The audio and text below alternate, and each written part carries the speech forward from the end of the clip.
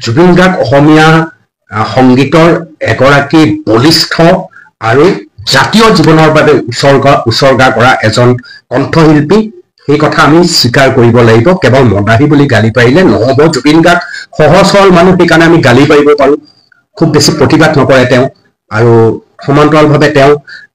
কথাবিলাক সহজভাৱে লয় সেইকাৰণে গালি পৰাটো সহজ কিন্তু জুবিন গাৰ্গে উপযুক্ত সন্মান যিদৰে পাব লাগে সেয়া কিন্তু এতিয়ালৈকে পোৱা নাই ৰাজীৱ সদিয়া সম্পৰ্কত জুবিন গাৰ্গে যিটো কথা কৈছে সেইটো সমৰ্থনযোগ্য নহয় ৰাজীৱ সদিয়াক জুবিন গাৰ্গে চিনি নাপায় হঠাৎ হয়তো জুবিন গাৰ্গে সেই কথা ধৰিব পৰা নাই আৰু সেই ধৰণে তেওঁ মতামত দিছে কিন্তু জুবিন গাৰ্গৰ দৰে জ্যেষ্ঠ আৰু বলিষ্ঠ কণ্ঠশিল্পীয়ে ৰাজীৱ সদিয়াৰ দৰে শিল্পীক চিনি পাব লাগিব কাৰণ তেওঁলোকে প্ৰাথমিক চক্ৰত চিনি পাব লাগে তেওঁলোকে চিনি পালেহে ৰাজীৱ সদিয়াৰ দৰে বহু শিল্পী আৰু ওলাই অহাৰ সম্ভাৱনা থাকে ৰাজীৱ সদিয়া জাতি আৰু মাটিৰ বাবে উৎসৰ্গিত এজন শিল্পী ৰাজীৱ সদিয়াৰ সৈতে মোৰ এটা ওচৰ সম্পৰ্ক আছিল মই বহু কথা ৰাজীৱ সদিয়া সম্পৰ্কে কানে জানো আৰু বোধ কৰোঁ প্ৰথমটো বৈদ্যুতিক মাধ্যম আছিল য'ত ৰাজীৱ সদিয়াই মোৰ সৈতে উপস্থিত হৈ দিগবৈত গীত পৰিৱেশন কৰিছিল আৰু সেই ৰাজীৱ সদিয়াই বিভিন্ন সময়ত মোক ৰাজীৱ সদিয়াৰ সমস্যা সম্পৰ্কে বহু কথা কৈছিল মই যেনেকৈ জুবিন গাৰ্গক চিনি পাওঁ বা মোৰ কাষৰ সম্পৰ্ক পাপনক চিনি পাওঁ কাষৰ সম্পৰ্ক দীপেন বৰুৱাক চিনি পাওঁ কাষৰ সম্পৰ্ক ঠিক সেইদৰে ৰাজীৱ সদিয়াৰ সৈতেও মোৰ কাষৰ সম্পৰ্ক লোহিত গগৈ লোহিত দাৰ লগতো মোৰ কাষৰ সম্পৰ্ক মহেন্দ্ৰ হাজৰিকা বিপিন চাওডাল সকলোৰে লগত এটা সম্পৰ্ক আমি ৰাখো ঠিক সেইধৰণে জ্যেষ্ঠ এজন কণ্ঠশিল্পী কনিষ্ঠ যিসকল উঠি আহিছে আৰু যাৰ গীতে প্ৰভাৱিত কৰিছে সেইসকল শিল্পীক জানিবই লাগিব এইটো এটা প্ৰাথমিক চৰ্ত এই অৰ্থত জুবিন গাৰ্গে ৰাজীৱ সদিয়াক চিনি নাপাওঁ বুলি কওঁতে লগত মইতো জাতিৰ গান গাইছো এই ধৰণে এটা কথা কওঁতে মানুহে দুখ পাইছে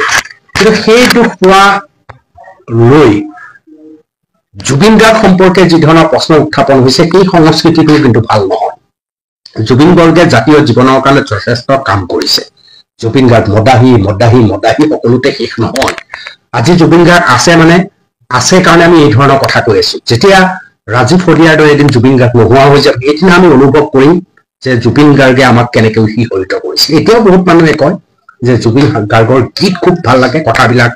আজিকালি ভাল নলগা হ'ল বহুতে প্ৰশ্ন কৰিছে জুবিন গাৰ্গে জাতীয় জীৱনত কি গান গাইছে জুবিন গাৰ্গে এনেকুৱা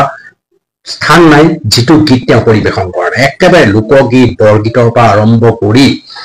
টোকাৰী দিহানামৰ পৰা আৰম্ভ কৰি আধুনিক অসমীয়া গীতৰ পৰা বিহু হৈ হিন্দী গীতলৈ সকলো গীতে জুবিন গাৰ্গে পৰিৱেশন কৰিছে সুধাকণ্ঠ ডক্টৰ ভূপেন হাজৰিকাৰ পিছত ইমান বলিষ্ঠ ৰূপ লোৱা জুবিন গাৰ্গে অন্যতম আপোনালোকে জানে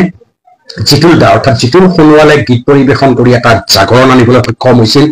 আৰু সেই জাগৰণ এটা সময়ত লাহে লাহে হ্ৰাস পাইছিল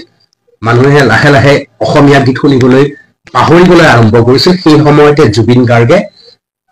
অন্ততঃ গীত গাবলৈ আৰম্ভ কৰিছিল এক নতুন জাগৰণ জুবিন গাৰ্গে আৰম্ভ কৰিছিল পাতল গানো জুবিন গাৰ্গে গাইছে গভীৰ অৰ্থবহ গানো গাইছে দাৰ্শনিক গানো গাইছে সকলো প্ৰকাৰ গীত জুবিন গাৰ্গে গাইছে গতিকে আমি জুবিন গাৰ্গক উলাই কৰিলে নহব এজন জুবিন গাৰ্গ অসমীয়া সংগীতৰ এগৰাকী বলিষ্ঠ আৰু জাতীয় জীৱনৰ বাবে উৎসৰ্গা কৰা এজন কণ্ঠশিল্পী সেই কথা আমি স্বীকাৰ কৰিব লাগিব কেৱল মদাহী বুলি গালি পাৰিলে নহব জুবিন গাৰ্গ সহজ সৰল মানুহ সেইকাৰণে আমি গালি পাৰিব পাৰো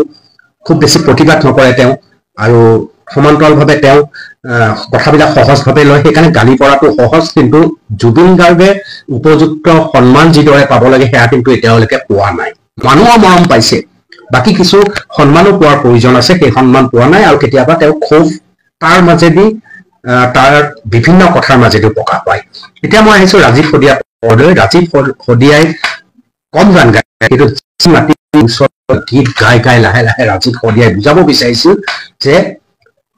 মই জাতীয় জীৱনৰ বাবে উৎসৰ্গিত এগৰাকী শিল্পী আৰ্থিক অনাটন আছিল যিসকলে বিভিন্ন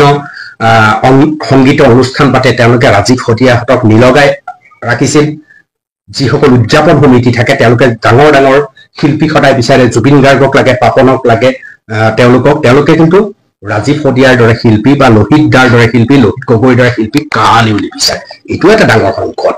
মহেন্দ্ৰ হাজৰিকাৰ নিচিনা শিল্পীক তেওঁলোকে আঁতৰাই ৰাখে। এইটো এটা ডাঙৰ সংকট। উদযাপন সমিতিসমূহে যদি ৰাজীৱ শদিয়াহঁতৰ গুৰুত্বটো একেধৰণে বঢ়ালেহেঁতেন, তেতিয়াহ'লে বোধ কৰোঁ জুবিন গাৰ্গেও ৰাজীৱ শদিয়াক চিনি নাপাওঁ ধৰণৰ পৰিৱেশ নহ'লহেঁতেন। গতিকে অনুগ্ৰহ কৰি ৰাজীৱ শদিয়াৰ প্ৰসংগটোক লৈ জুবিন গাৰ্গে কিবা কোৱাৰ বাবে জুবিন গাৰ্গৰ ওপৰত জঁপিয়াই নপৰিব, কাৰণ এই ধৰণৰ কথাও নহয় যে একে জুবিন গাৰ্গক আমি উৰুৱাই দিব পাৰোঁ। জুবিন গাৰ্গেও জাতীয় জীৱনত অৱদান আগবঢ়াইছে। ৰাজীৱ শদিয়াক চিনি নাপাওঁ বুলি কোৱাৰ আগত আকৌ মই বিভিন্ন ধৰণে সহায় কৰোঁ জাতীয় শব্দ এটাও গৈছে, সেইটো আপোনালোকে দেখিছে। গতিকে সমালোচনা কৰিম, ময়ো সমালোচনা কৰিছোঁ, সমালোচনা আমি কৰিম, কিন্তু এনেকুৱা সমালোচনাৰ আক্ৰমণ আমি নকৰোঁ যাৰ কাৰণে আমিয়ে আমাৰ মৰমৰ শিল্পী এজনক এই মুহূৰ্তত আমি সুন্দৰকে সজাই মূৰত উঠাই ল'ম আৰু মুহূৰ্ততে দলিয়াই আমি মাটিত পেলাই দিম। এইটো মানসিকতা আমাৰ হ'ব নালাগে, সেইটো বৰ ডাঙৰ কথা। আৰু শেষত মোৰ এটাই আহ্বান, ৰাজীৱ শদিয়াই আৰ্থিক অনাটনৰ মাজত গুচি গ'ল। এতিয়া ডাঙৰ সংকট হৈছে তেওঁৰ পত্নী আৰু পুত্ৰ কেনেকৈ থাকিব। মই চৰকাৰক অনুৰোধ জনাইছোঁ যে এটা স্থায়ী চৰকাৰী সংস্থাপনৰ ব্যৱস্থা কৰক। এককালীন সাহায্য বহুতে দিছে, বহুতে কৈছে পুত্ৰক তেওঁলোকে পঢ়ুৱাব, চাব, ঠিক আছে, কিন্তু মই ভাবোঁ এটা স্থায়ী সমাধান হৈছে এটা চৰকাৰী সংস্থাপন। উপাসনা এগৰাকী শিক্ষিতা নাৰী, গতিকে তেওঁ এটা সংস্থাপন দি চৰকাৰে মহানতাৰ পৰিচয় দিব লাগে আৰু পৰিয়ালটোলৈ, অৰ্থাৎ উপাসনা আৰু তেওঁৰ পুত্ৰৰ ধৃতিমানৰ ভৱিষ্যত সুৰক্ষিত কৰিব লাগে। চৰকাৰৰ প্ৰতি এই আহ্বান মই ইয়াৰ পৰাই জনালোঁ।